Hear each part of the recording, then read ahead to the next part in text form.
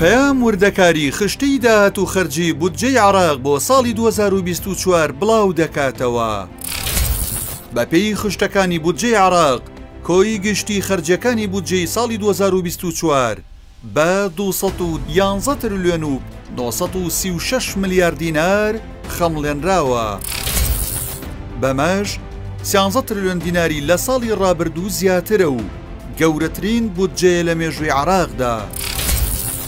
بە گوێرەی مادەکانی یاسای بودجەی عێراق دەبێت حکوومەتی عێراق ڕۆژانە 3 ملیۆن و 500 هەزار بەرمیل نەوت هەناردە بکات و نرخی هەر بەرمیلێکیش بە 70 دۆلار دانراوە. لە خشتەکانی بودجەی ساڵی 2024 عێراق کۆی داهاتەکان 147 تریلیۆن و 836 ملیار دینارە. لەو ژمارەیە 120 تریلیۆن داهاتی نەوت و 27 تریلیۆن داهاتی نانەوتیە. بڕی کورتهێنانیش لە بودجەی عێراق 64 تریلیۆن و 24 ملیار دینارە.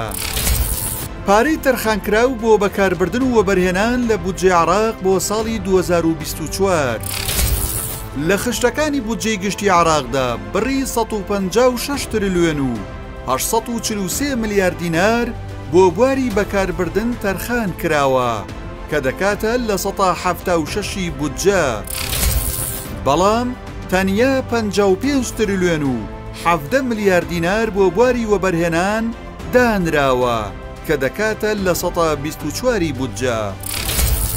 پشکی هەرێم لە بودجەی عێراق بۆ ساڵی 2024 کۆی گشتی پشکی هەرێم لە خشتەکانی بودجەی عێراق 20 تریلیۆن و 910 ملیار و 463 ملیۆن دینارە و بەم شێوەیە دابەش کراوە. بودجەی بەکاربردن 14 تریلیۆن و 840 ملیار و 223 ملیۆن دینار وەبەرهێنان 4 تریلیۆن و 954 ملیار و 240 ملیۆن دینار. کۆی موچەی موچەخۆرانی هەرێم لە بودجەی عێراقدا 11 تریلیۆن و 576 ملیار و 521 ملیۆن دینارە. لەو بڕێژ بۆ موچەی فەرمانبەران 9 تریلیۆن و 556 ملیار و 384 ملیۆن دینار و بۆ موچەی خانەنشینان و خاوەن پێداویستی تایبەت و کەسوکاری شەهیدان و ئەنفالکراوان و زیندانیانی سیاسی 2 تریلیۆن و 20 ملیار و 173 ملیۆن دینار دانراوە. خەرجی فعلی بۆ موچەی موچەخۆرانی هەرێم لە بودجەی عێراق لابراوە. لە خشتەکانی بودجەی عێراق بە تێکڕا موچەی مانگانەی موچەخۆرانی هەرێم بڕی 964 ملیار و 710 ملیۆن دینارە. بەمەش 14 ملیار لە خەرجی لیستی موچە زیاترە.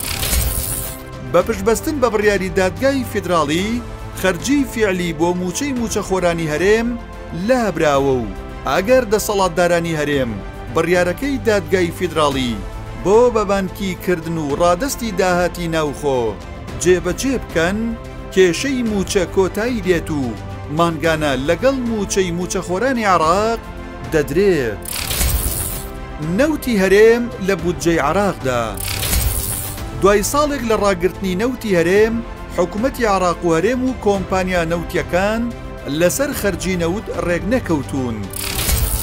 لە بودجەی عێراقدا 8 دۆلار بۆ خەرجی بەرمیلێک نەوت دانراوە، بەڵام کۆمپانیا نەوتیەکان و هەرێم داوای 24 دۆلار بۆ خەرجی دەرێنانی بەرمیلێک نەوت و 8 دۆلار بۆ گواستنەوەی بەرمیلێک نەوت دەکەن. پێشتریش وەزارەتی پلاندانانی عێراق ڕایگەیاندبوو ئەگەر نەوتی هەرێم ڕادستی عێراق نەکرێت پشکی هەرێم لە بودجەی وەبەرهێنان کە بڕەکەی 4 تریلیۆن و 954 ملیارە بۆ هەرێم نانێردرێت.